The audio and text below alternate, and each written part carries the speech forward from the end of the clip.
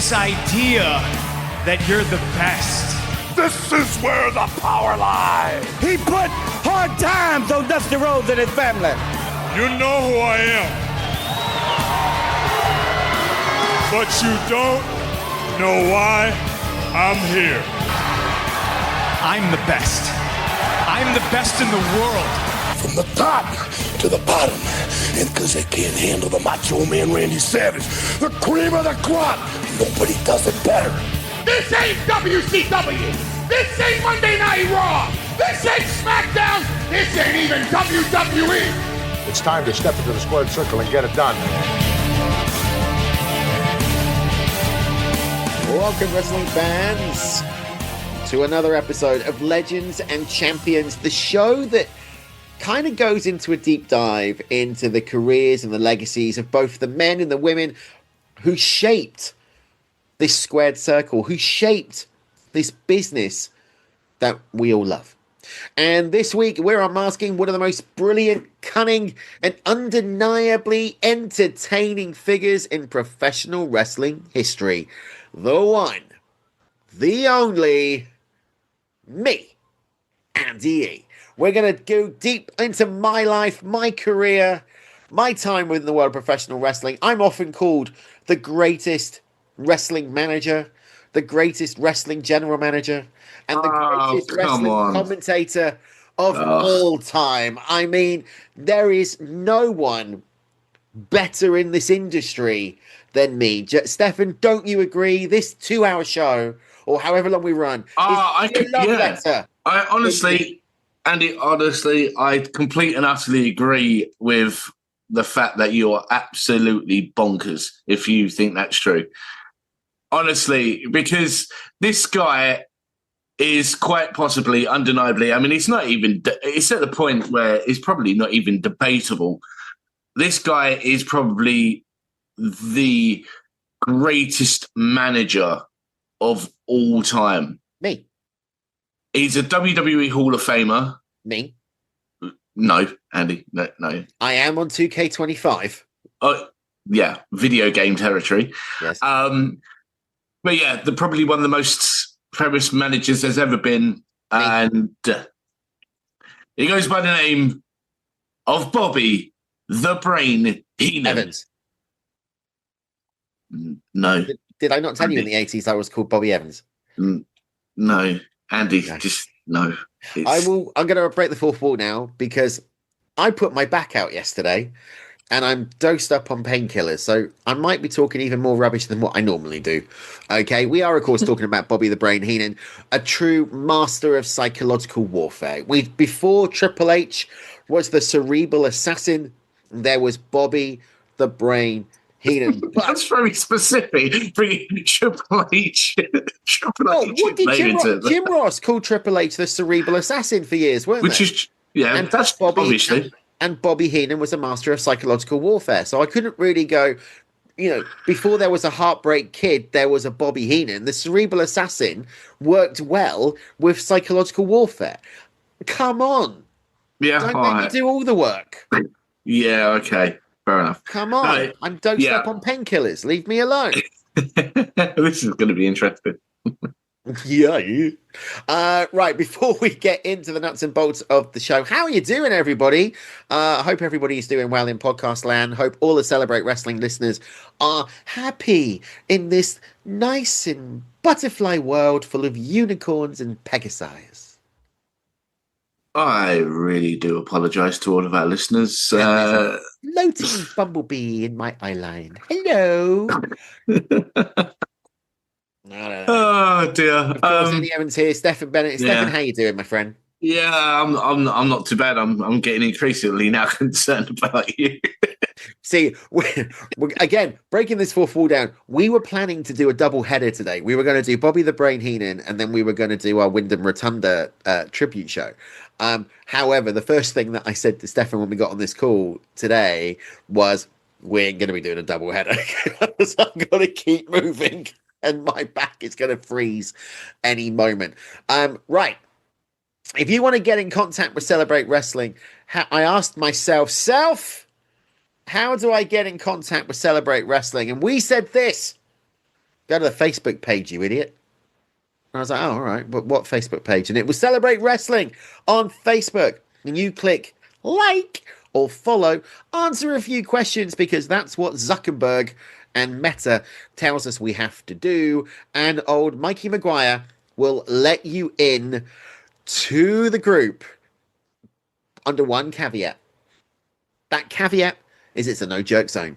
But you can interact with me, I don't know why. You can interact with Stefan, again, don't know why. Or you can interact with Mitch and Dimitri, the alternate commentary team, every Saturday, who are nuts and off the wall and about to be super kicked with a chair by Mr. Maguire. Or you can listen to Mike on a Sunday as part of Maguire on Wrestling with Mr. Meltzer. Or you can interact with the wise man, Joe Aguinaldo, all the way in the Facebook world. And if that's not enough, Stefan, is that enough for you? I want to go home. If that's not enough for you, you can buy merch. You can buy merch. T-shirts. You can buy stickers. And you can subscribe. Oh, my back. You can subscribe to us on the podcast feed. All you need to do is search Celebrate Wrestling. Click subscribe. Click follow. And you will get all the episodes as they drop. Ladies and gentlemen, if you're not down with that, I've got 2 words for you. Sorry, everybody. Bobby the Brain Heenan started his career as the pretty boy and made his most iconic run as the Brain. Obviously, you know, back in the 80s, Stefan, I'm just ignoring that comment. Back in the 80s, that nickname, the Weasel, right? Yes. What was it about Bobby the Brain Heenan? And we, you know, we'll forget all the jokey stuff now. Let's get serious. Let's talk about this WWE Hall of Famer. What is it about Bobby Heenan that truly has made him this legend within the world of professional wrestling? Because I don't think you can talk to any wrestling fan or anyone within sports entertainment, pop culture within the 80s, 90s, and the early noughties that don't know the name, the Brain, Bobby Heenan. Why? Why is it? Oh, that's a brilliant question. I know.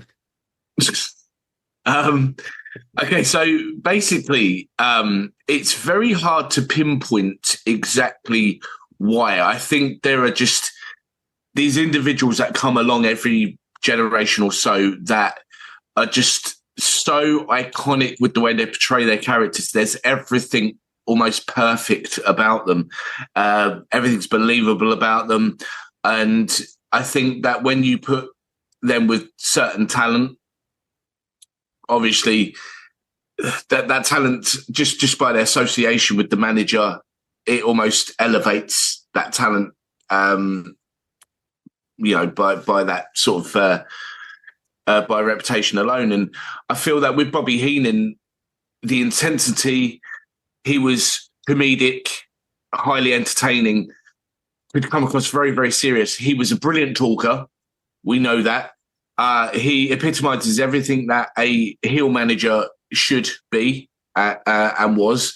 I love the fact that he always made his clients look great. He would always talk them up. He was never afraid to go toe-to-toe with the likes of Hulk Hogan. You know, he had no problem burying them on the microphone. And I think he just had a wonderful wrestling mind. And I think when you've got someone like that in your ranks, I think Vince McMahon would have been rubbing his hands with glee, just thinking, Joe, this guy's, you know, worth like $1 billion. He's just so good at everything he does. You know, we talked about Paul Heyman, and as I said, it's very, for me, as a Bobby Heenan guy and a Paul Heyman guy, to really differentiate who I think was potentially better. I think, you know, Heyman, I think for me, edges it because he owned his promotion and he's done a few other bits there that he's been so good at. But for me, even with Bobby Heenan, no one else comes close to Bobby Heenan. You know, it's just there's so it's just such an iconic character. I think what people forget about Bobby Heenan, you talk about the similarities there between Heyman and the Weasel, was Heyman broke into the business doing photography.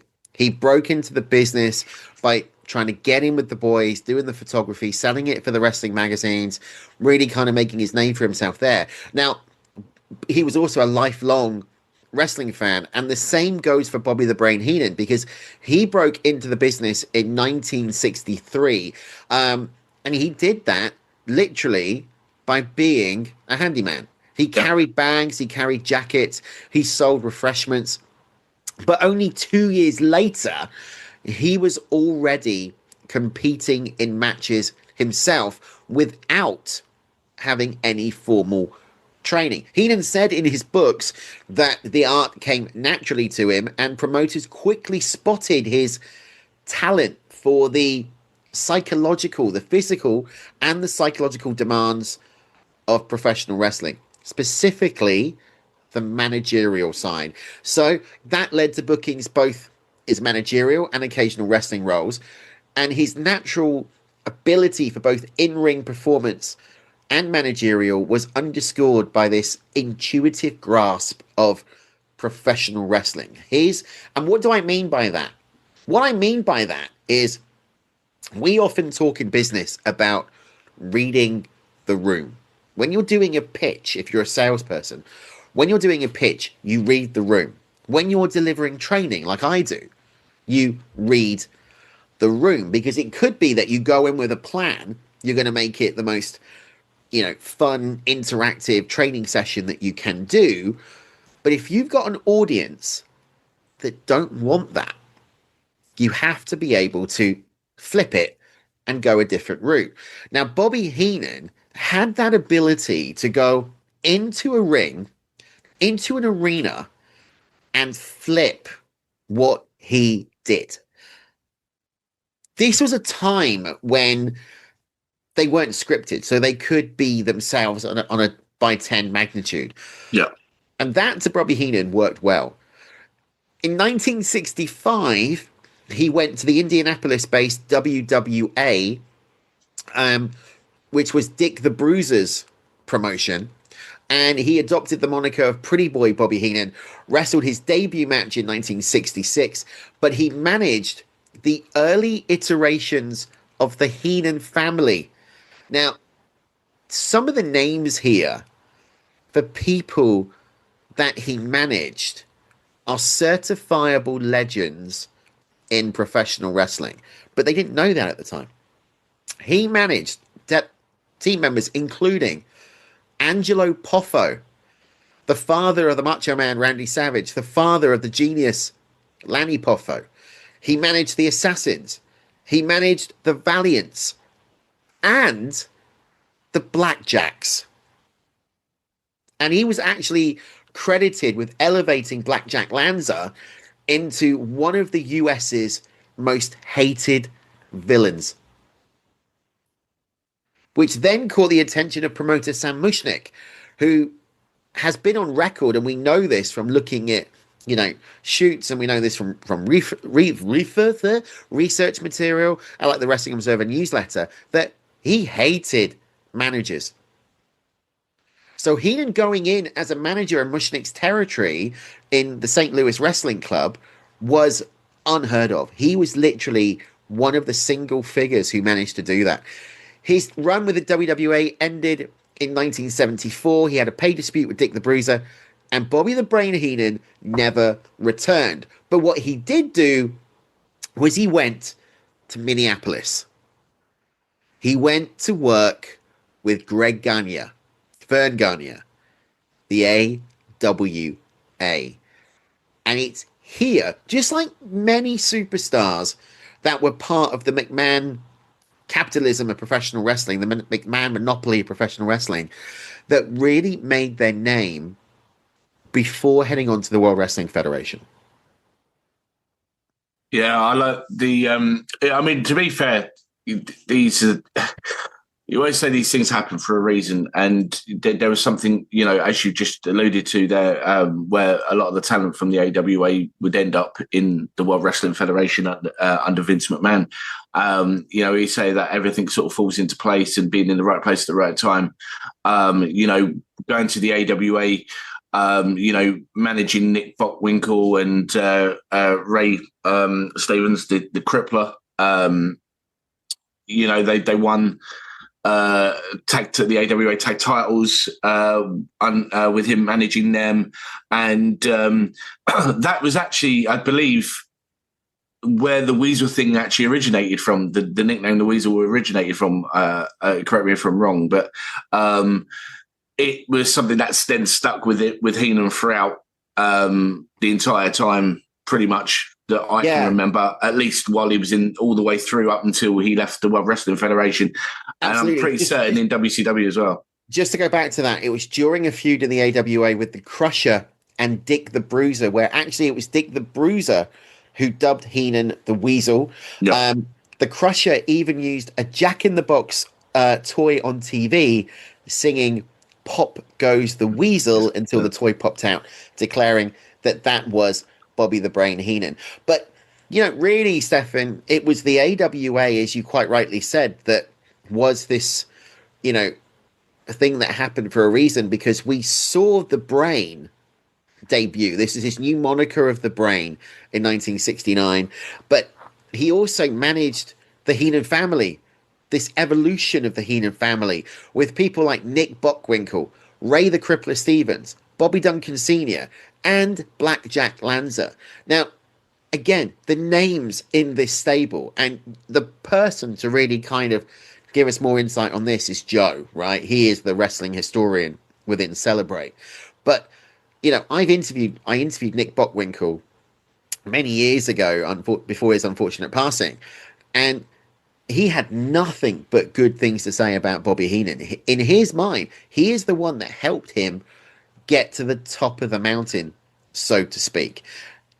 And this is 1969. This is 20 odd years before he works for the World Wrestling Federation. Yeah. I mean, he's. If you think about, with one thing that I know a lot of talent have said over the years that knew him, a lot of legends have said, the thing with Bobby Heenan is he was like one of the most despicable personalities that you would have on your screens and at shows and that.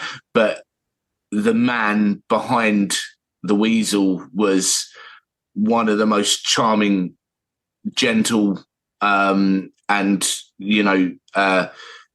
intelligent gentlemen that they'd ever had the pleasure of knowing or lucky enough to ever work with, for the ones that did. And, when you talk about the early incarnation of the Heenan family, when you get to work with someone like Blackjack Lanza, who's like one of the biggest heels of that time, I think maybe Heenan probably couldn't have, realised how much his luck was probably in to be paired with someone of that caliber at that time. And I think that would have a huge impact on showing what Heenan could do in a managerial role. That he can work with some of the absolute best. Well, let's put this into some sort of, I can't get my words out. Let's put this into some sort of reality. We've talked about those guys within the AWA. Under Heenan's guidance, Bockwinkel and Stevens secured a third AWA World Tag Team title. In 1975, Bockwinkel, managed by Heenan, captured the first of several AWA World titles. He ended the 7-year run of Vern Gagne, the promoter. In 1976, Lanza and Duncombe won the AWA World Tag Team titles, made Bobby Heenan the first manager in history to simultaneously manage both a promotion's singles and tag team titles, which then earned him the PWI Manager of the Year award in both 1972 and 1976. Yeah. Incredible, isn't it? It's an incredible feat. And like you said, this is all before, his time in the World Wrestling Federation. This, he's already making a huge name for himself before, even like people like, fans like myself and you, when we started watching in the 80s, he was already becoming an established figure. So it's incredible when, we loved and appreciated all of what we saw of Heenan's career during our time. Yeah. But to be able to go back and look back and see where all the origins of what became the Bobby Heenan that we knew and loved to despise, it's incredible. It wasn't a what's the word? It wasn't a fluke that he would go on to become who he did. But this is where I think the integrity of Bobby Heenan comes in, because back in 1979, he briefly left the AWA to go work for GCW, not Game Changer Wrestling, Georgia Championship Wrestling. And he managed a stable. Hey, it was called GCW. He managed a stable that included guys such as Killer Fox, Mars Superstar, Ernie Ladd, and again, Blackjack Lanza. There's a trend here, right? There is. Wasn't it that him going to Georgia Championship Wrestling, wasn't that a storyline thing that actually led to him being there? No, not that I've seen. It was just a brief departure to go to GCW. Because I'm sure there was something that it was a storyline. I think it was a suspension from AWA, but it was storyline purposes, which was incredible to have someone suspended for a year from a promotion, have him go work for a year in another promotion, albeit with Blackjack Lanza, as you're just touching on there, to then go back to AWA, as we'll talk about in a minute. I'm certain. I think that was what went on. We'll check that before the end of the show. Yeah, but it was here in GCW where he met a very young Hulk Hogan, and it was actually the brain Bobby Heenan that recommended Hogan to Vern Gagne. Now, the run within GCW was short-lived. This was because of an issue with Ollie Anderson. Heenan departed the AWA for the World Wrestling Federation in 1984 after going back there from GCW. But this is where the integrity comes in. Let me tell you why. Because Bobby Heenan, unlike most of the talents who jumped at the payday, he said no. Yeah. He refused to jump to the WWF. He was one of the very few talents who did that until his contractual obligations for Gagne were completed. Yeah. Now, this stands quite differently to a lot of them, including Hogan and the JYD, who left without notice, which really revealed a layer of integrity. And honestly, that did contradict this weasel persona. Stefan. Yeah, I just fact checked it, and it was true. There was a storyline which explained his suspension. He was suspended storyline purposes. He was served a 1-year storyline suspension, which led to him going to Georgia Championship Wrestling, and he went back. It was their way of writing him out of AWA for a year, which is incredible. That's unheard of now. I mean, absolutely. You wouldn't get. I mean, you wouldn't see nowadays. Let's say, for example, someone being suspended from NXT for a year and they just go and work solely for TNA for a year. It might be beyond the realms of possibility, but but it's kind of unheard of. I think over the years, a storyline. No, I don't think it is. I can't remember the last time someone. Well, in my time, if I can rebut that, Flying Brian was still under contract to the WCW when he went to ECW. He then manipulated Bischoff to give him the release, but that was a storyline arc. Steve Austin was also one, so it has happened. And I think if you're looking at current day, and you've obviously touched on the TNA relationship, the one guy who I think is doing it, and I think there's another reason for this, is Joe Hendry. Because there was even a comment recently on NXT Homecoming where I can't remember who it was, but one of the talents said, "Well, now that you're Bobby Roode, that you're on NXT, yes, he is simulcasting on TNA, but he's majority now on NXT." So I think there are instances here, and I think, but you're right, unprecedented back in the late 70s, something that had never been done between two promotions. We're in the World Wrestling Federation now, Stefan. It's 1984. I'm 3 years old. Yeah. You are 2. And this is arguably where we all know Bobby the Brain Heenan. And what is amazing for me, is I didn't know much about his previous careers within professional wrestling until I read the books. Yeah. And the books were amazing. If you've never read them, I would recommend you do. He comes in, he gets a parody late night talk show, the Bobby Heenan Show, which is the most amazing music I think I've ever heard for a theme song.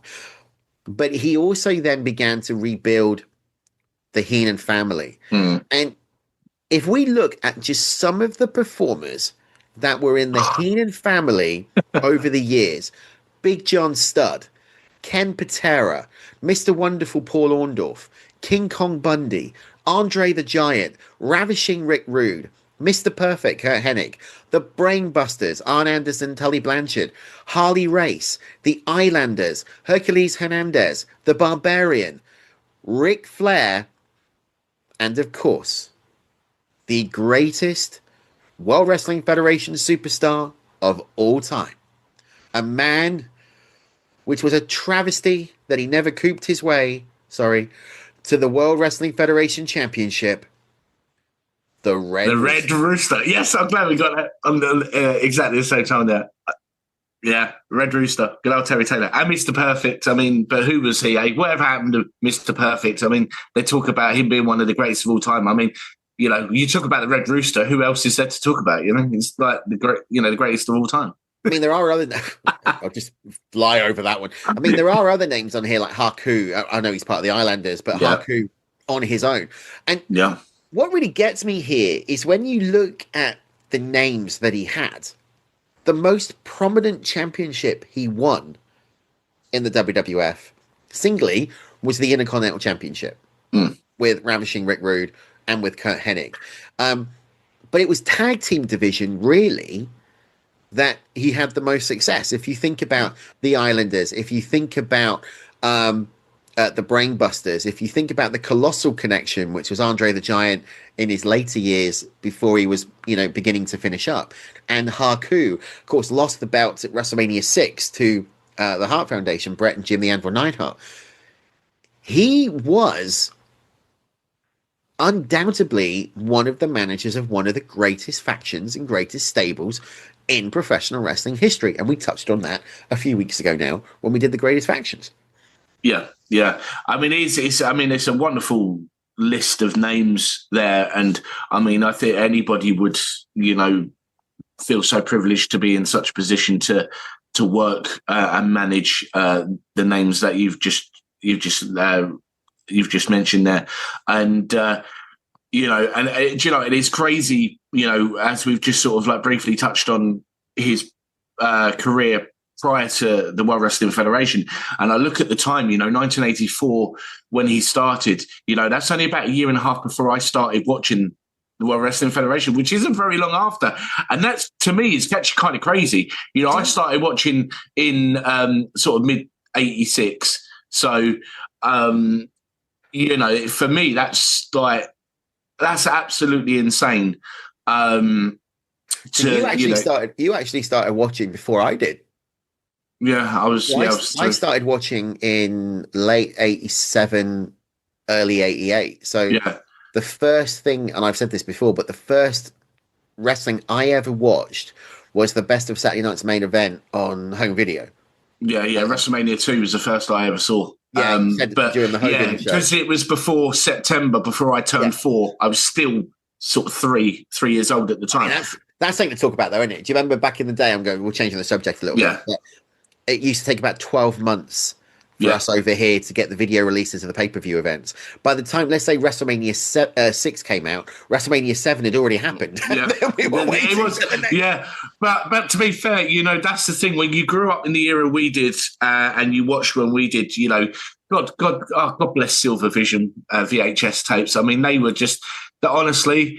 You know, honestly, we pay homage to Silvervision because Silvervision, Coliseum Video, they were just they were our childhoods. They, you know, bringing up the old Silvervision logos at the beginning and the little the little write up with the little narration about all of, you know, about not trying it at home. All Wrestling Federation professionals. I'm just trying to remember the speech that we used to get at the beginning of the videos from body slams, side suplexes, brain busters. If you can, because the clip is on YouTube. The clip's on YouTube. That actual video package did, because I always that tune lives rent free in my head. It's that old. I used that as a theme song once for one of the shows. Was the Silvervision music? Honestly, if you can, clip it in here. I will try right now.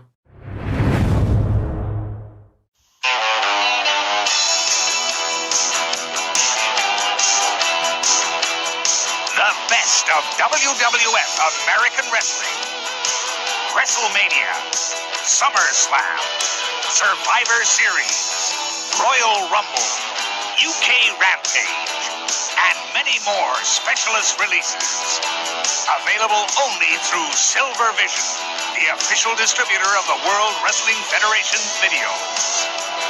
So if it's body slam, side suplexes, clotheslines, drop kicks, and power slams that you're after, increase your library of WWF videos with some of these spectacular annual WWF events.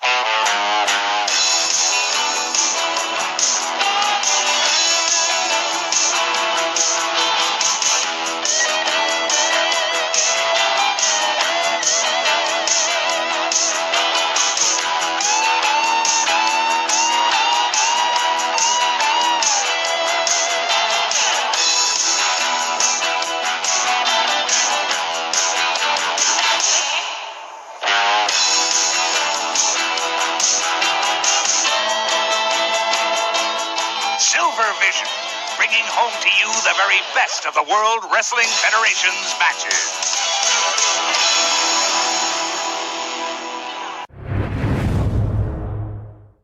Because that lives rent free in my head, even like 40 odd years later.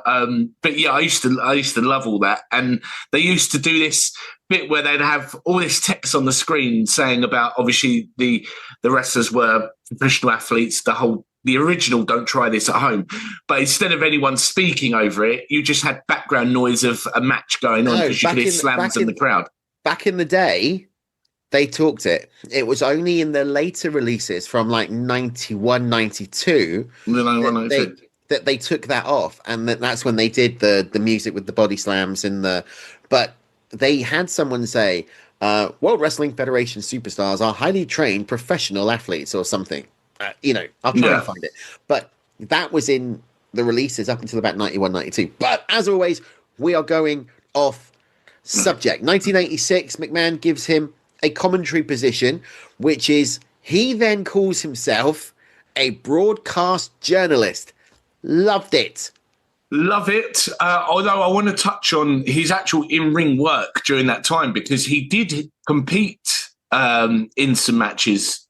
He would come out in his own singlet, his own little Andre style singlet.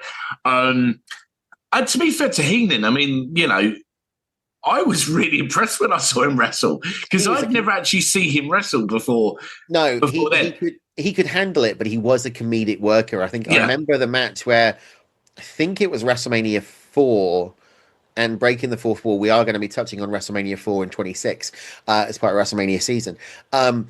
Was when he came out in the straitjacket or in the dog protection suit. You know, he's had matches against the Big Boss Man. That was a whole storyline back in 1990, 1991. Yeah, and he also went up against, I believe, the British Bulldog Davey Boy Smith. Yeah, I mean, it's absolutely incredible. You know, there was nothing Heenan couldn't do. And I know we'll talk about We'll touch on his on one of my favourite WrestleMania moments, and we will be doing a WrestleMania greatest moments show in the very near future. It just epitomises the comedic side of what overall he was an all-round overall entertaining genius. He really was. But yeah. I always have fond memories of when he used to do Tuesday Night Titans with Monsoon. Yeah, I mean, we'll touch on the Monsoon thing in a second, but I just want to say, talking about the in-ring ability, the thing about Bobby Heenan was he wasn't your typical worker, was he? He was about 5'4", quite stocky. He looked like a normal chap, a normal bloke. And that's what worked right, because I think when you're in the ring with talents that are 6'2", 6'9", 7 foot, 300 plus pounds, built like brick beep houses, you don't want the manager to outshine the worker in terms of look, and Heenan didn't do that. It was also the jackets with the blue jacket with the star on the back that had brain on it. When he was at WrestleMania 5, he was brilliant. But before we touch on the Monsoon relationship, because I think that is really where he shone, let's just talk about some of the storylines that he was involved in, because we mentioned this on the Hogan tribute show back in August, but he was responsible for orchestrating storyline wise the iconic heel turn of Andre the Giant for WrestleMania 3 against the immortal Hulk Hogan. Yeah. We played a clip of it in the Hogan show, but talking a bit more, we talked very much from the Hogan perspective, obviously. Talking now about the Bobby Heenan perspective, Andre couldn't talk. That French, English not his first language, the French accent was very prevalent. They turned what was a gentle giant character of Andre the Giant into a monster. Yeah. And that was Bobby Heenan on the mic. That ability to get under the skin, to weasel his way into the mind of Andre, to then turn him on Hogan, was, that was storytelling ahead of its time. It was. And I remember the moment I saw it happen for the first time, which was probably near enough, almost a year after it actually happened. But yeah, I was absolutely, I couldn't believe what I was seeing. I mean, to see Andre, obviously being a Hulkamaniac, and then, you know what, a face that Andre was. And then you're seeing, just out of nowhere, you see Andre standing side by side next to Bobby Heenan as he's facing off against Hulk Hogan. And, Hogan rightly saying, like, what are you doing with this guy? And then Andre just then comes straight out and just says, I want your title. And, you think, oh, my God, like, Andre's a bad guy? Like, what is going on? And then it is, as we touched on with the Hogan show, the moment he rips the cross off of Hogan's neck and makes him bleed, was shocking. It wasn't just that, though, was it? If you shoot forward to the match at WrestleMania 3, if you shoot forward to the promo that Bobby Heenan did with Andre before the match went out, again, you could see this for the first time, this killer instinct of Bobby Heenan to go what he wants. But it's the end of the match after Andre's been slammed and they're going back out on that. I love them. They had them at the Sky Dome at WrestleMania 6 as well. The mini ring trolleys. Yeah. They stood there and they put the ring ropes around them. And I thought they were amazing. I loved them. They were great. But you saw Andre kind of dejected, but Heenan with his head in his hands and really selling the fact that we've lost it. But then shoot forward about, 9 years later. No, not 9 years later. 3 years later. I don't know where I was going with that. To WrestleMania 6 in 1990, we had the end of that storyline. Yeah. Because obviously Andre at that point went face and smacked him about and did the paintbrush. I would have loved to have been a fly on the wall in the room where Andre and Heenan are talking about Heenan's going to be slapping Andre to obviously, get him to snap and obviously inadvertently then become a face again. Because we all know that from all the stories we've heard from legends about working with Andre, what Andre was like. If Andre didn't like you, he didn't like you. If Andre liked you and trusted you, Andre, would do almost anything for you. And it was almost like one thing, you couldn't take liberties with Andre the Giant. He wouldn't have it. And I love the fact that everyone always says, he always referred to them, if he liked you, he always referred to them as boss. Well, that's what referee Tim White used to say. Absolutely. I mean, Tim White, as I never would have thought that, how close him and Andre were. Yeah. I would have loved to have been to listen in on the conversation where, Andre's probably said to Bobby, it's okay, you can slap me, and all that. And be Bobby Heenan thinking, my God, I'm actually going to have to go out there and I'm going to slap the hell out of Andre the Giant. I can imagine for Bobby Heenan, though, I mean, for us Brits, we would have turned around and said, oh, God, I've got a bit of squeaky bum. But for Bobby Heenan, I think he would have relished that because it's an opportunity of a lifetime. He lived for the crowd. But yeah, the other, big thing that Bobby Heenan is known for in managerial terms outside of the commentary booth actually happened when he was retired as a manager. And he came out of retirement for one thing, the unveiling of the real world's champion in 1991. And that, of course, was the arrival to the WWF for the first time of the Nature Boy Ric Flair. I would say the biggest jump at that point in professional wrestling, because no one expected Flair to ever leave the NWA or WCW. No. What they never expected was for the NWA World Heavyweight title, Big Gold Belt, to be shown on the WWF TV programming. How about this? What is that? This happens to be the real championship belt. That's not Hogan's belt, Brain. I know the champ's belt when I see it. You're right. Comparing this belt to Hulk Hogan's belt would be like comparing ice cream to horse manure. Comparing the men that wear these belts would also be like comparing ice cream to horse manure. You see, the man that owns this belt is right now under contract to another organization. But in the very near future, he might be coming to the World Wrestling Federation. The man is also a very long, dear, personal friend of mine. Does the guy have a name? Yes, he has a name.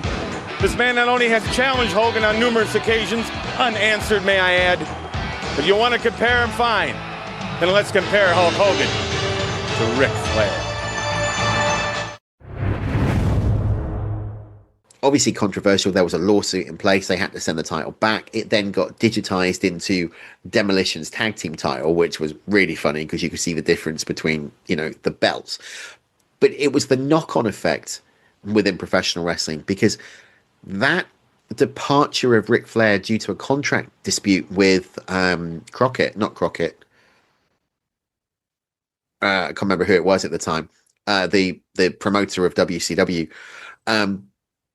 Led to them creating the WCW World Heavyweight Championship that ultimately was won by Ron Simmons, becoming the first black African-American World Champion.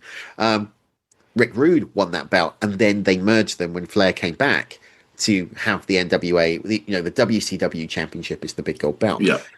But it was that knock-on effect was huge. And obviously that really set Flair's run within the World Wrestling Federation, even though Heenan wasn't managing him.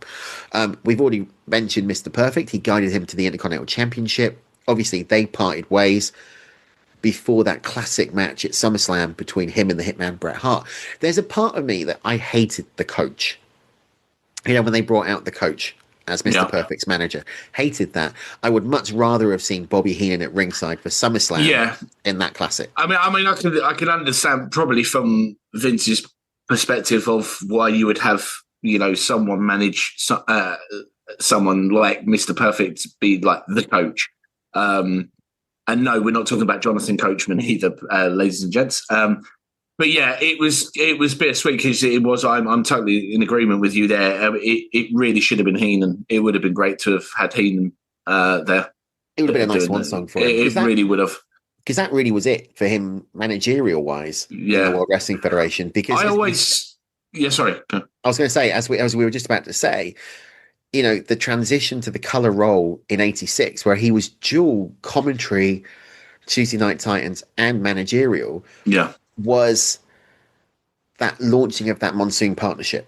Yeah. Oh, yeah. I was just going to just touch on with the whole Mr. Perfect thing as well. When we had the whole thing in '92 with the whole pictures, the photos of Miss Elizabeth during the Randy Savage Flair storyline, I actually credit Heenan with, bringing out a different side to Kurt Hennig as a talker, as almost as like another manager, because it almost felt like, to an extent, but not quite there, but that he had both Heenan. It was like Perfect was almost managing Flair, and Heenan was kind of like an advisor. It was kind of like this two management partnership thing when it came managing Ric Flair. And I actually thought by working with Heenan that it helped Kurt Hennig, Mr. Perfect, elevate his talking game, his work on the mic, and things like that as well, because Mr. Perfect didn't have to do a lot of talking very often. He would cut a quick promo and whatnot, because he'd worked with Heenan that before.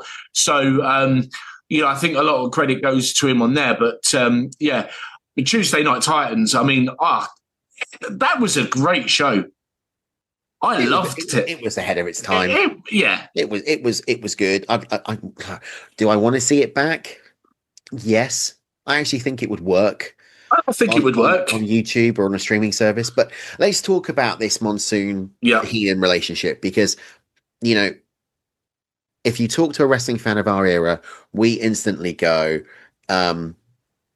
it's Monsoon and Heenan, right? What is the greatest commentary team of all time? This is the biggest argument. Well, they only ever say two, innit? Of our Jim Ross and Jerry Lawler, and Monsoon and Heenan. Yeah. And that's right. Because what I loved about this was they legitimately got on, right? He loved Monsoon and Morella loved Heenan. We know that, the Hall of Fame speech, which potentially will be played on this show. It was their banter. It was their arguments. They were the commentary version of Abbott and Costello. Yeah. They were, if you put that into Brits terms, they were Morecambe and Wise. They were Anton Deck, Laurel and Hardy. They were the epitome of what a heel and babyface dynamic should be. Because Heenan, it was beautiful, because Heenan kayfabed it the entire way through, opting for the villains, providing logical reasoning as to why the villains were doing what they were doing. Yeah. Yeah, I also one aspect dynamic that I used to love with Heenan as well was the way he was so articulate over trying to point out that the baby faces, were actually not as straight as they may seem. He would always call things out, like when it would come to Hulk Hogan, he'd always turn around and say, he'd always be like, "See, I told you he was a bad guy. I told you, he would always point out little heelish things that maybe, or slight bending of the rules that the faces would do, and he would be straight on them as like, he's got you fooled." Like, the greatest call of all time is Bash at the Beach, 96. Yeah. With the Hogan heel turn, he said, I have told you all along that Hogan was a traitor. That's quite controversial, isn't it? Because there's this thing that's over the years from that, where some people within apparently WCW sort of frowned upon a little bit of prematurity over the delivery of some of the lines, where it almost gave it away. Well, that was more Dusty than... Yeah. With that whole thing. But he did, and I love that there was one moment, I think it was when, Lord Mike, don't shoot me for bringing up Bill Goldberg, but that moment where Bill Goldberg beats Hollywood Hogan for his first WCW championship, that bit where he actually shouts, "Now finish him off," where it's just like, oh, this reminds me of the Heenan days of old, but, Hogan's now the heel. Yeah. But it's that carrying on of like Heenan doesn't like Hulk Hogan. Let's pause that for just a second, because we're not at WCW yet. I mean, this story just continues, but I do want to reference that. Yeah. I want to take you back to January of 1993, the Manhattan Center in New York, the debut of Monday Night Raw. Vince McMahon, Rob Bartlett, the Macho Man Randy Savage on commentary. Sean Mooney is outside, poor guy, for the entire show. And who is trying to get in? Bobby Heenan. The Brain Heenan. Yeah. Dressed as a woman, some quick wit, some one-liners, was incredible. And really, this was kind of the beginning of the end for Bobby the Brain Heenan in the World Wrestling Federation. It was a contract dispute that he wanted to get paid more. McMahon didn't want to pay him as much. And it was after the Survivor Series of 93 that he transitioned out of the WWF and went to the WCW. And there's a great scene where I think it is that Monsoon's on Radio WWF for the Armed Forces, and Heenan is on commentary, and then you suddenly see Monsoon throwing him out of the arena. Yeah. And that's it. That's goodbye. But I just want to say, what a poetic way to end the greatest partnership on commentary, breaking up in front of our eyes, but Monsoon doing it. I mean, for me, there was no better way for Heenan to go. It was the only way. Monsoon had to. It had to be Monsoon related, and running the risk of starting to feel a little emotional when I'm playing it back in my head. I was so pleased, obviously, growing up, because obviously as we get older and the internet and whatnot, for years I didn't like the way that Heenan left, because as a youngster, as a kid, it was like they've kicked Heenan out of the WWF, and I didn't like that. But when you learn that it was planned, it was Heenan that needed to wind down his career because he was still suffering the effects of his broken neck that he had suffered like that decade beforehand. Yeah. He wanted to scale down and his career, and it was his choice to leave. So the fact that he wanted to leave and they factored in that finale with Monsoon, it is poetic and it is beautiful. And when you look at it, it makes every sense. Yeah, it does. To do it that way, and there couldn't have been another better way to do it. Really, no, there really couldn't. Absolutely not. I mean, you kind of referenced it there. I mean, he transitioned to the WCW for a lighter work schedule. His daughter was attending college in Atlanta, so obviously it made sense to be at CNN Towers, and he wanted this paycheck. Just like in the World Wrestling Federation, though, the parallels here are quite fitting, because in the World Wrestling Federation, he was brought into commentary to replace Jesse the Body Ventura. In WCW, he also replaced Jesse Ventura and paired himself up with Tony Schiavone, one of the, in my opinion, unrecognized greats of the night of this era. Right? I mean, Schiavone has just got a. I think Schiavone's a parody of what he was now. He doesn't take it seriously, and I think he's realized that with the podcast that he can say what he wants and that's it. But back in the day, in the NWA WCW days, he was legit the GOAT. Him and Gordon Soley, when you paired those two up, absolutely tremendous. And it was interesting to think that he became the voice, Bobby Heenan, of Nitro. Yeah. Going up and up against Monday Night Raw, going up against Vince. In that Monday Night Wars era, he became perhaps the most vocal voice. Yeah. And you quite rightly said, massive enthusiasm when Goldberg got one over on Hogan and won the championship. Yeah. The story skepticism regarding Hogan at Bash at the Beach, right? His worship for the Nature Boy Ric Flair. He wasn't afraid. The thing I loved about Bobby Heenan on commentary at WCW was, unlike some of them referencing New York, Heenan weren't afraid. Heenan was going to talk about the match at WrestleMania 6 between Warrior and Hogan at Starrcade. He was going to reference the fact that he managed Ric Flair. He referenced the fact that he knew Kurt Hennig. He referenced the fact that he managed Arn Anderson and Tully Blanchard. He didn't give a toss. And you know what? I love that. Because what he did at that point was he went, wrestling fans, you're not stupid. McMahon's already broken kayfabe by calling it sports entertainment. You already know it's fake, right? You already know that I came from New York. You already know that Hogan came from New York. So did the Macho Man. So did Liz. So did Mr. Perfect. So Yeah. did JYD. So did Rick Rude. So did this one. So did that one. So did the Nasty Boys. You know it, right? So why am I going to insult your intelligence by saying they were in a different promotion and I've never met Exactly. them before?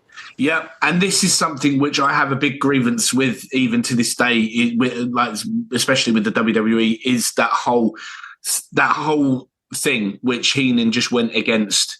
It's that we know where these guys have been, we know what they have done, we know what other names they've wrestled under, we know who they've worked with before.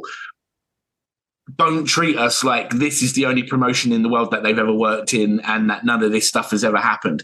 You know, if you're going to have, for example, if you look at like, I can't remember what WrestleMania it was, when we had AJ Styles versus Shinsuke Nakamura, poor main event for what them two should have been able to do.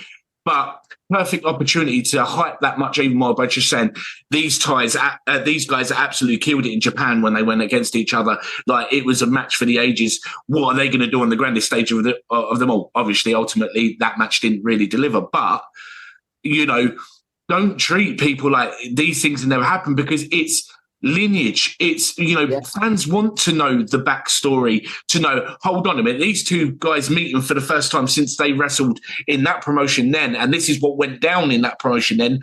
Oh, this is actually a bigger deal than what any of us ever could have thought. You know, there's nothing wrong with that. And that's one of the things I agree with you, absolutely loved about Heenan was he didn't care. He wasn't treating people like they were stupid. And, you know, and it shouldn't be an issue now. No, it shouldn't be. And I actually think, to touch on your point about the WWE, I think they're getting much better with that now that Triple H there's massive improvement. You know, they are relating to it.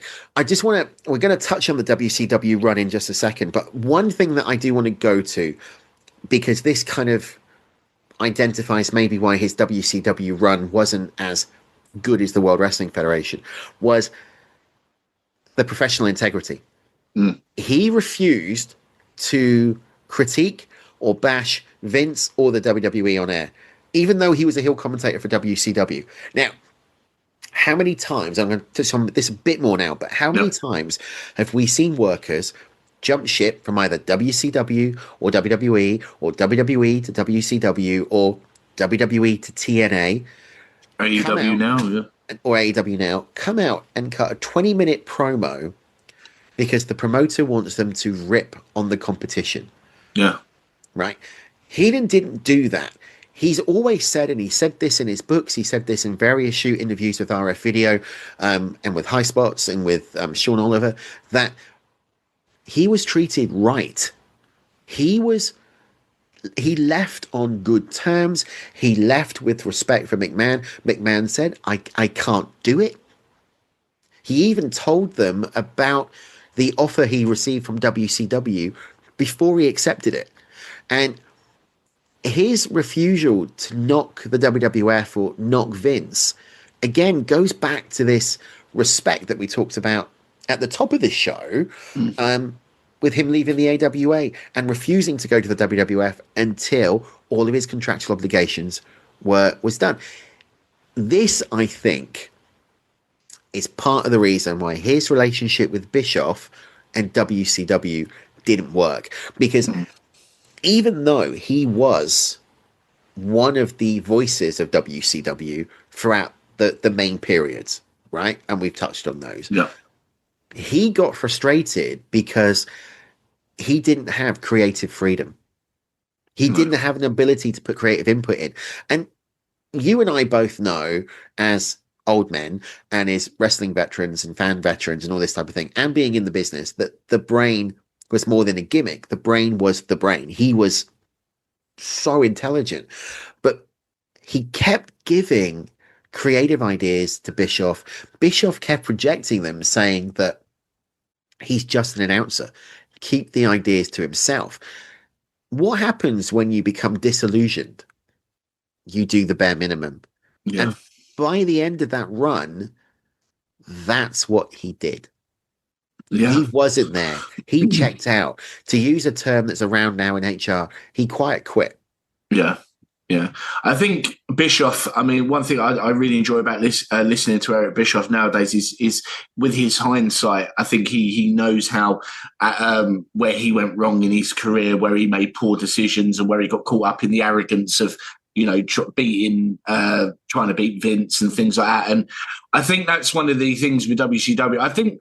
I know the WWE and Vince are guilty of this as well.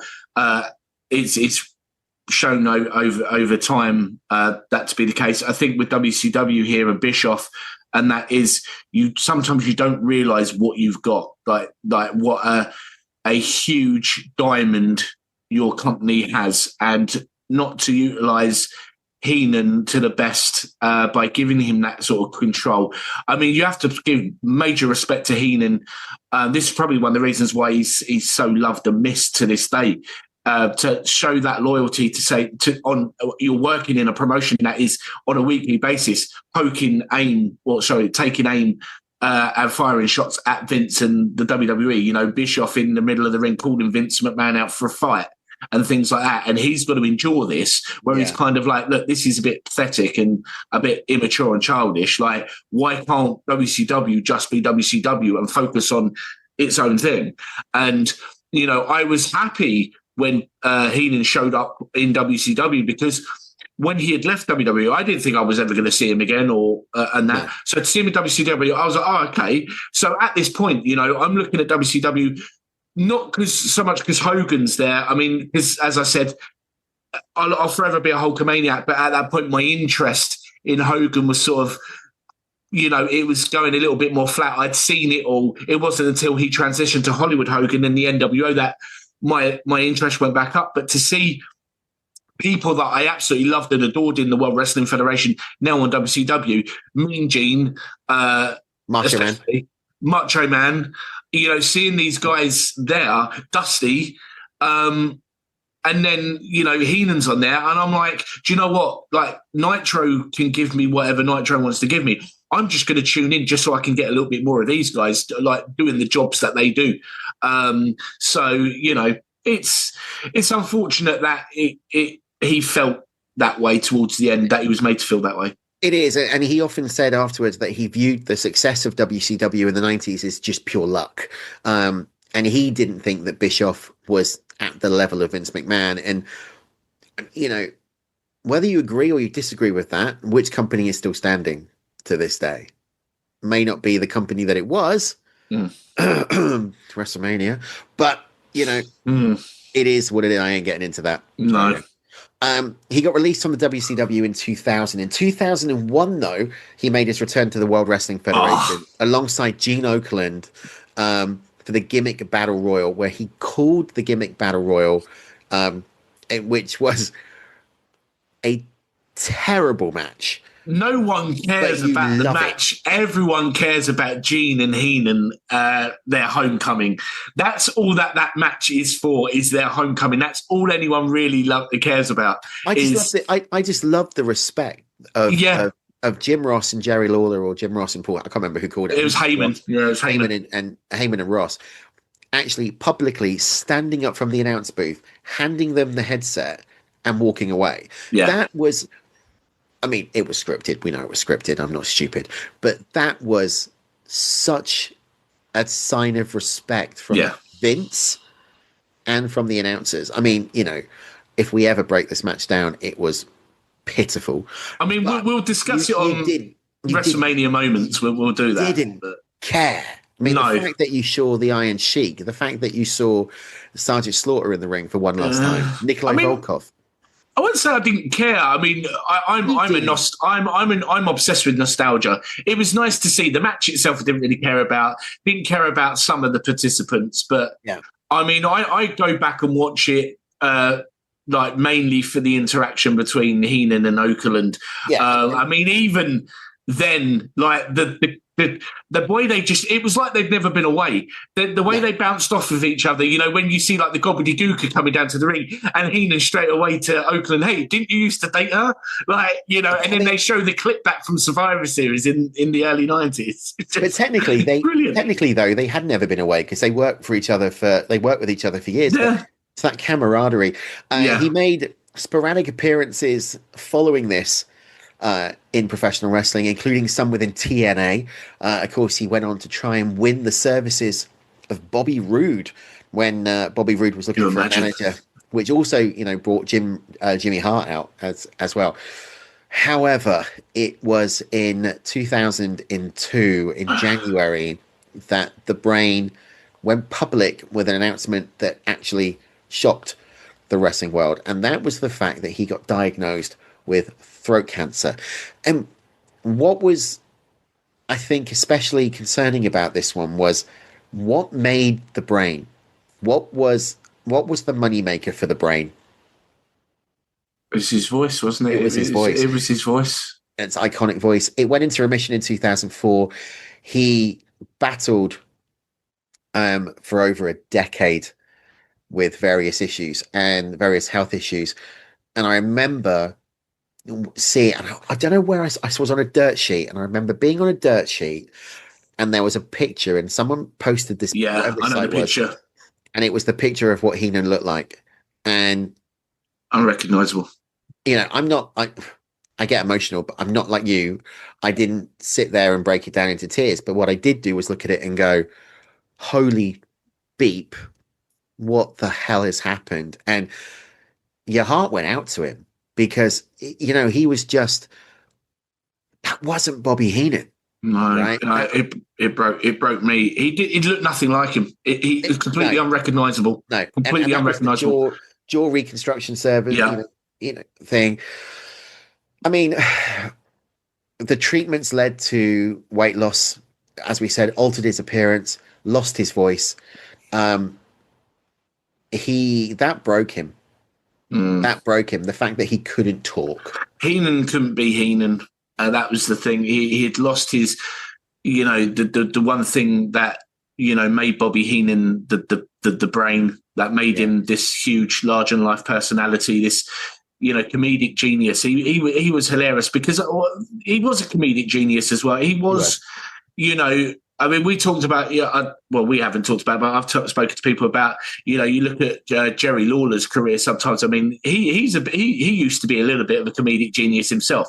There's a few little similarities, but nowhere near the level of what Heenan was when it came to his comedy. I mean, we talked about the gimmick battle royal at WrestleMania 17 with him and Oakland. Even at the end of the match where Oakland's trying to shake Heenan's hand to say like a job well done, and Heenan sort of teasing with the handshake, he sort of like puts his hand out and takes it away and looks around as though he's being distracted and things like that. Just subtle things like that are just brilliant. And it broke me seeing that photo of him, and I was like, that can't be Bobby Heenan, but unfortunately it was. I must admit, I did a bit of digging to find out if it was legit or if someone was taking the mickey, and it was. But beyond the cancer, he also had reconstructive jaw surgery in December of 2007. Following that was due to an unsuccessful initial procedure. He was then put in a medically induced coma because of that. He suffered multiple falls. He broke his hip, broke his shoulder in 2010, his other shoulder in 2014. He broke his hip again in 2016. But the one thing that you take away from this was his enduring resilience. As we've said, he wanted to give back, and he kept making appearances. I mean, it was incredible. He passed away on September the 17th, 2017, at the age of 72, happily surrounded by his family at his home in Largo, Florida. And I remember the tribute that the WWF did, and it was, I'm at home with Monsoon. And that's the one thing you take away, because, I sent you an image the other day, an AI image of, I was playing around, and I asked AI to create me this real life image of Hogan hugging Andre at WrestleMania 3, with Savage and the Warrior watching, Gene Okerlund at ringside with a mic, and Monsoon and Heenan on the commentary table, and it produced something that looked absolutely amazing. A couple of differences, but absolutely amazing. And that's what I imagine. And that's what I imagine now. They are together. They are calling these iconic matches between all of these workers. That are these, not even wrong word. These friends. I know there would be some people out there that will go, "Oh, what Hogan Savage, Hogan Warrior, really friends?" But in the afterlife, who knows what what is? It doesn't matter what your differences were. And it's really interesting because breaking the fourth wall again. What's the date today that we're recording this episode? September 17th. Oh, yeah, wow. It is the 8-year anniversary of Heenan's passing today at the time of recording. I didn't realise either. And that's a little bit... that's a bit eerie. That is a little bit eerie. And we promise you, we didn't realise that this was actually the anniversary. Yeah. Again, breaking the fourth wall, we weren't meant to be recording this one today. We were going to be doing another episode. And I said, let's do this one today. Yep. All right. Wow, that's actually giving goosebumps. I know, I got goosebumps as well, but I just want to touch on this when we were saying about his physical appearance. I mean, there were telltale signs at his Hall of Fame induction. Obviously, you could tell the way he was, he would speak. You could tell that he had his health issues with that, and obviously, as you said about the weight, the huge weight loss as well, but. As I said, Paul Heyman's Hall of Fame speech will go down as one of the best ever, but this was a very special induction speech from Heenan because not only did he have the entire room in fits of laughter during that, and rightly so. I mean, there was hilarity in that. And that he turned it almost into a very brief one-man stand-up comedy show, very briefly. But it had its emotional soft side. When he came out and he said, as his voice broke, "God, I wish Monsoon was here." I was done. It broke me. That was just.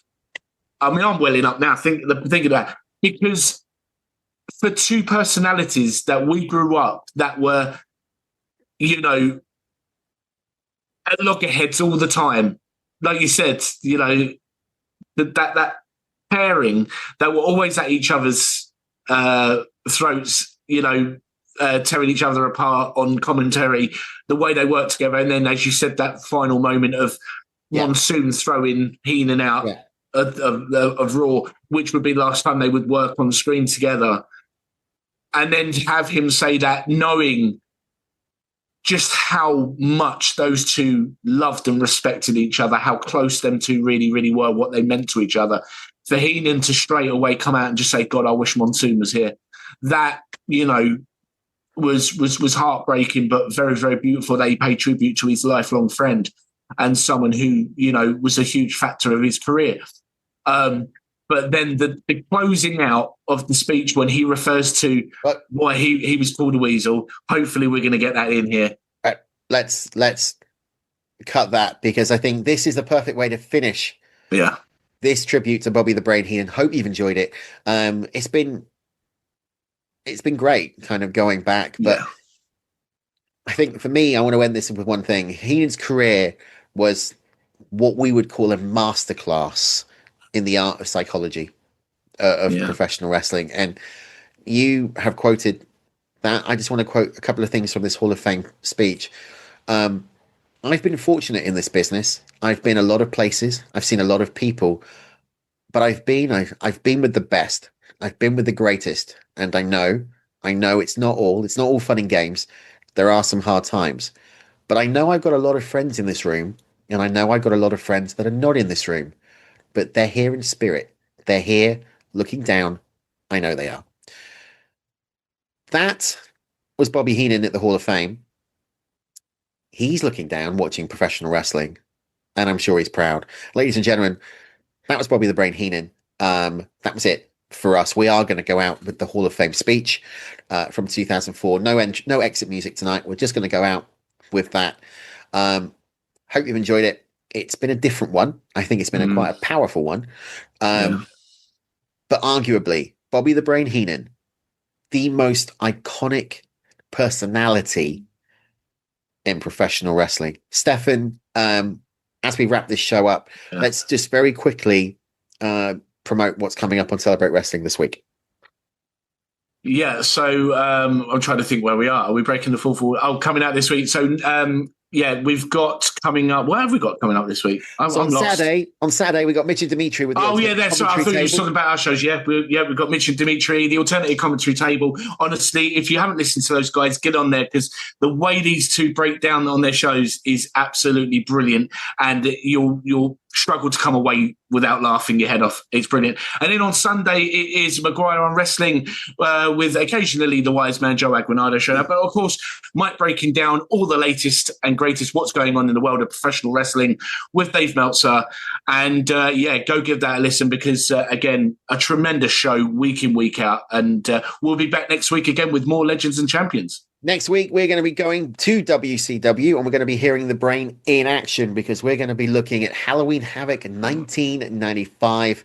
And then following that, to end up October, we are going to be talking about the legacy of Wyndham Rotunda. Thanks for joining us. We'll be back next week for more Legends. Until then, we will see you at the matches. So long now.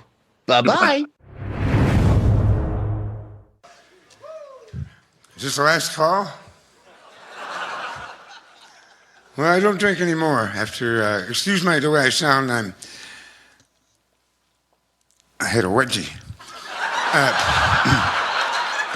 It happens. Wow, pardon when I talk, I'm just recovering from throat cancer and I'm feeling great and I'm, thank you. Thank you.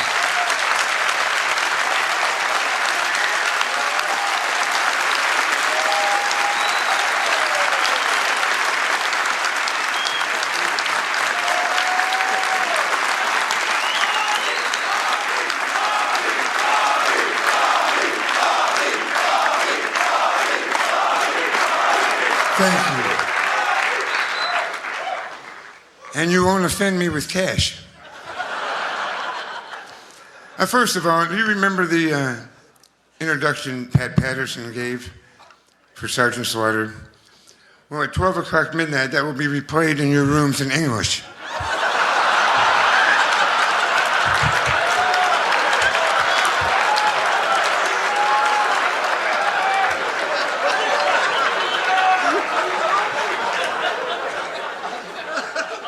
So the wardrobe malfunction now.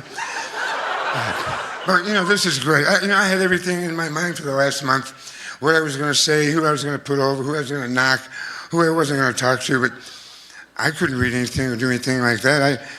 I didn't know what to say. I've been sitting here listening to everything and it just had to come to me like that. So I forgot everything I was going to write and everything, and it has to come from here right now. I've been in this business since 1954. I was 10 years old and I went to the Marigold Arena in Chicago and I was hooked, just like that. And when you're hooked, you're in this business, whether you like it or not. I remember watching the heels come out. He'd tell the people to shut up and they got louder. And every time he told them something, they wouldn't do it. They ignored him. I said, you know, I can do this for a living. It's like being home. So, I was hooked. And in 1959, living in Chicago, I was 15 years old. And on Channel 5, a TV show came from midnight till 2 in the morning. It's another reason I didn't finish school. And it was wrestling from Bridgeport, Connecticut. Oh, you got a wedgie too. And it was the... Oh, one more thing. I'd like to apologize to you people. I've bet on wrestling.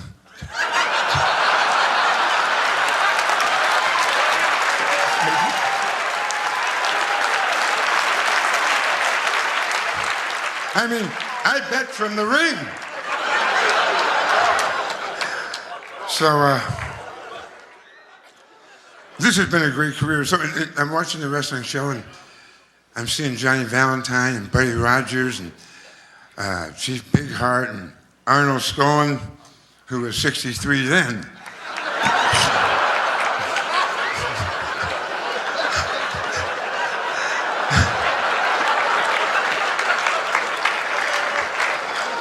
I love you, Ernie. You think I drank? Huh? This guy's a brother-in-law of Elliot Ness. No more beer rage. So I'm watching the wrestling and I'm hooked now. So my mother loses her job there. My aunt has cancer. My grandmother's an older person, and she wouldn't be my grandmother. I'm not from Virginia.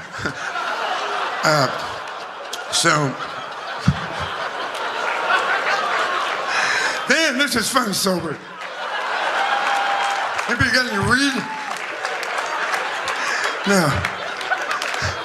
Moose. So I'm watching this and I'm hooked. I am really hooked. Now, in 1961, I start working at the Armory for the promotion there. I was 17 years old. I'm carrying jackets to the ring. I'm selling Cokes, and I'm running from Eddie Farhat to Sheik. He's chasing me all over the building, and I'm scared of him. And I was hooked, and I was just did that all the time. I carried jackets and set the ring, and was a marker, and I was employed for a small company. Then in 1965, I started as a manager.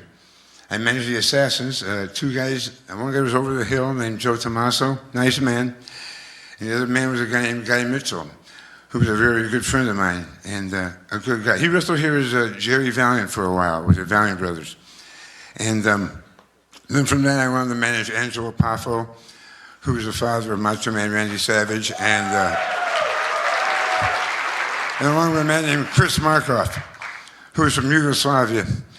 And Chris Markoff would rear back and kick you in the groin, and as you were going down, he would say, "What should I kick?"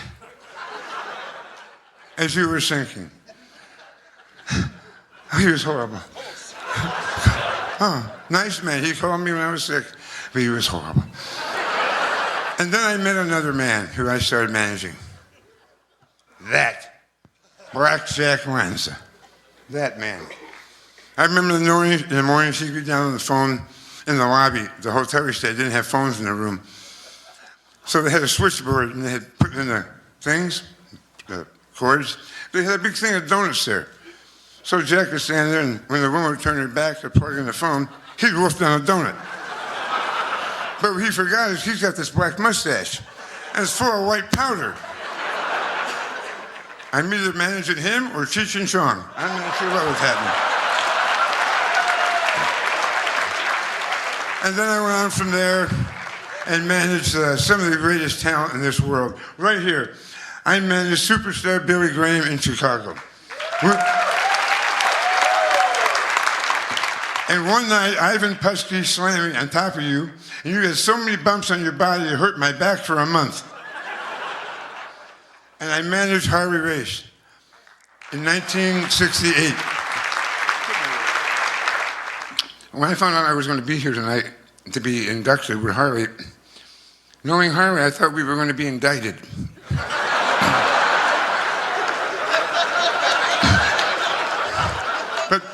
But this man, we had more fun together, and he is one tough man. Believe me, one tough man. The things he's been through in life, 6 or 7, how many times world champion? Harry, wake up and I'll throw dirt on you. 8 times heavyweight champion of the world. Excellent. Then I managed Bob Remus. As we went down the back roads in Peoria, just laughing, knowing our wives would never believe we were riding with 4 fat girls, taking us to the airport so we could save $20. He says to me, if this car flips and we're dead, they're never going to believe us. Then he said, Bobby, stop it. You've made them all laugh, and they've only got 7 teeth. And that was counting us. And then I went from there to managing everybody they threw in front of me in the WWE. Oh, excuse me, did I say something? Wait, let me get this now. You want to talk about wildlife? When I came here, they had the 3 Freebirds. They had the Junkyard Dog, Mad Dog, 2 Bulldogs, a guy with a Matilda, another dog. There was a Junkyard Dog. You had insects. You had 2 killer bees. You had serpents. You had a guy with a snake. You had a Hawaiian guy with a lizard. I'm not done yet. I'm not done yet. And you ready for this? And to top it off, I'm the weasel doing commentary with the gorilla. Damn it.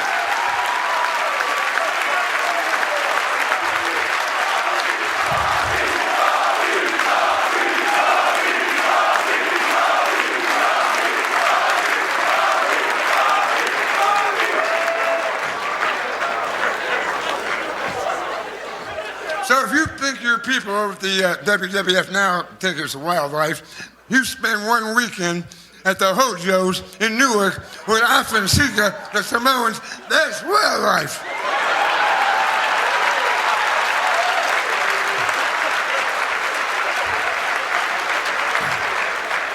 So now I know I'm going to New York. I make the phone call to Vince McMahon Jr.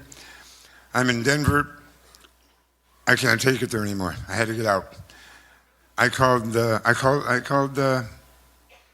Hogan, and he called me back and said to call Vince. I called Vince, and I told him I planned to leave there. He said, well, I said, I'm going to see Vern tomorrow. And he said, I said, then I'll call you. He said, fine. I called Vern. I told him I had to talk to him about something, that I was giving my notice. I would fulfill my dates, but I was leaving. He said, I dare you to come here and do that. Tell me face to face. I said, how's 1 o'clock? He said, fine. I took my wife with me, Cindy. I didn't think he'd hit a woman. And she's Italian, God knows what would happen to him. So I went there, and I called Vince first. I said, Vince, he wants me to come to the office. And he sounds mad. And Vince says, boy, I wish I could be there with you. I said, to back me up. He said, no, I want to tape it. That's the truth. So I gave my notice. Now I thought, the biggest thing in my life now, I'm going to New York. And I had called Vince Sr. about every 6 months over a period of 10 years. But they had Ernie Roth, who was doing a great job. They had Freddie Blassie, who was doing a great job.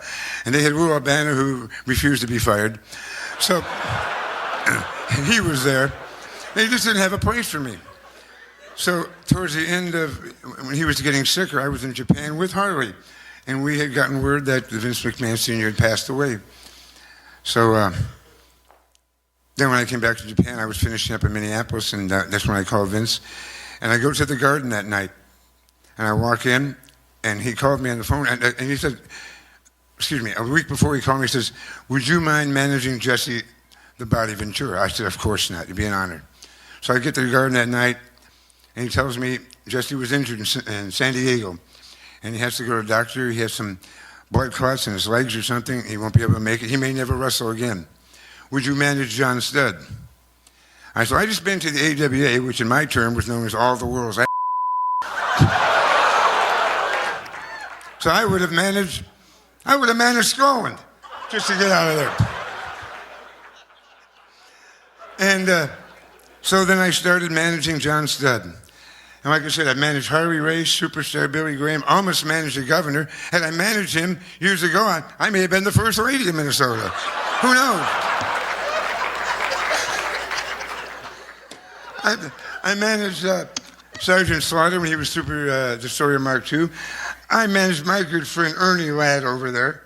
Wonderful man. Great athlete. Blackjack Lanza. Who's here that I have here? Oh, yes. Oh, yes. Ric Flair. You aren't kidding. I retired in 91 from the ring, just to do broadcasting. Vince says, would you go on the road with Ric Flair for 6 months? Just 6 months. That's all I need. Now, I broke my neck in 83, and I didn't have it repaired yet. And this was 91, and I was going to get it repaired. So now I got to go on the road here with Larry Flint. And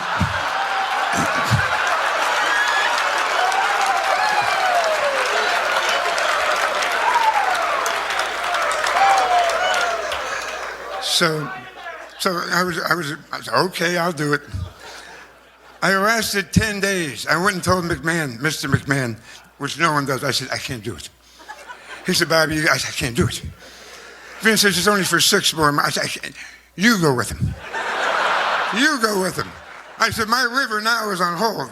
You go with him. 10 days, I went in the garden, I quit. On the plane from Phoenix to the garden, I said, I'm telling him, I'm quitting. He said, you won't tell me. I said, I'm telling him, I'm quitting. I said, if not, I'm opening that door, I'm leaving. So I quit. I just couldn't take it. And my neck was bothering too, and all that other things. So, and that was another highlight of my life. And then WrestleMania 1, the first one. Boy, I thought this isn't going to work. You got Muhammad Ali, you got Billy Martin, you got the Rockettes, Mr. T. This has become a carnival. And one of the boys said, yeah, it's not right. And then we looked out that night, and there's Cyndi Lauper, and there's Dick Clark, and there's Spike Lee, and the press is all over the place. And I said, this guy's got his finger on something. He knows what he's doing. And it worked. It really worked. And we became respectful of people. We were no longer considered one step behind a roller derby or a circus clown. People said, you guys are great performers. What great shows you're putting on. It made us feel proud. It made us feel like we were really something. We didn't wear hats anymore and kayfabe and do stuff like that. We could kayfabe in public.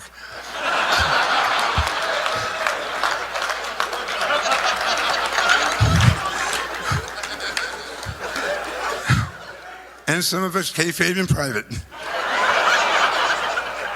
Right, Gene?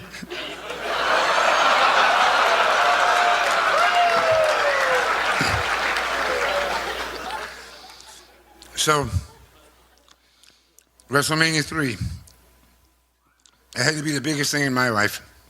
I remember going to the ring. I went to the ring a couple of matches before because I usually had a match, 30, 40 guys. Don't get me wrong, Vince used to have stock in Forshine. I wore out 6 pairs of shoes one night. So I went to the ring with Andre that night. And I remember, yes, please.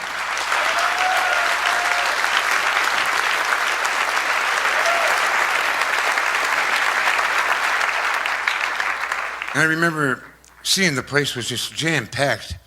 But I never thought how many people were there. All I could think about was, there's millions all over the world that are watching this. And it was a wonderful excitement for me. And then to be able to work and do prime time, and to do Wrestling Challenge, and to do the pay-per-views, and to be allowed to express myself and bring my comedy into a business I often thought needed a kick in the pants and a couple of smiles, rather than a guy blowing his nose and belching and spitting. I mean, if you want to see that, come to my room. But, and that's just my wife.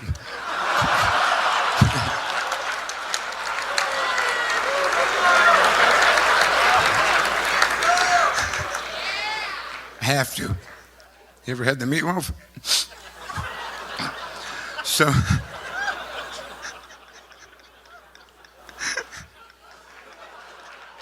damn, I'm having fun.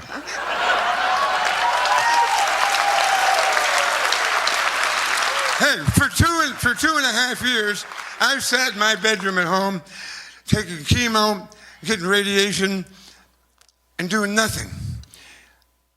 I'm a man with, I want to do things. You sit for 2.5 years naked in a room and watch Judge Judy, you'll go nuts. You'll go crazy. Now I've got the opportunity to come out here and be inducted into the Hall of Fame.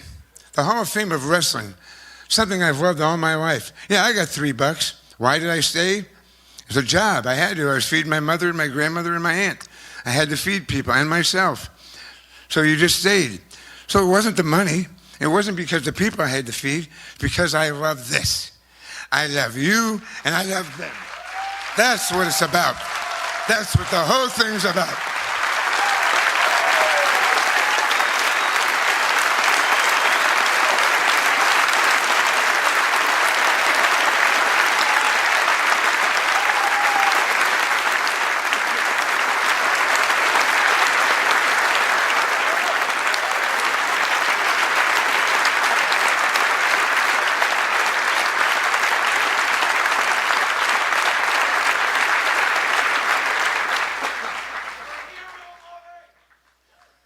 Thank you.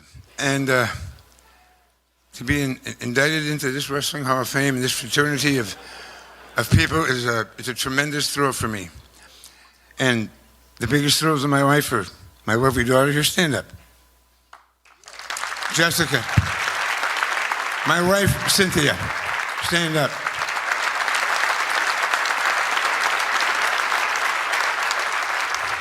And a very welcome addition to our family, my son-in-law, John Salt.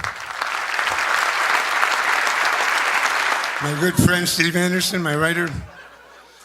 So it's just an honor, and it's a real privilege to be here in front of all you people and in New York City. And really one thing's missing. I wish Monsoon was here. Thank you. Thank you forever.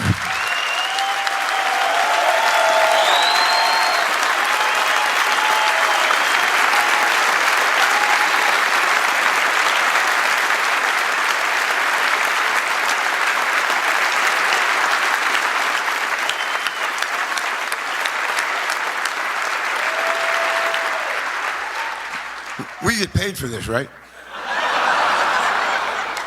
And I'm drinking.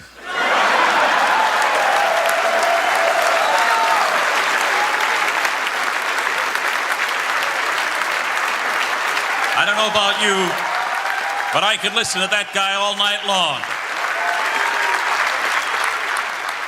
Bobby, as Gorilla would say, you are a classic.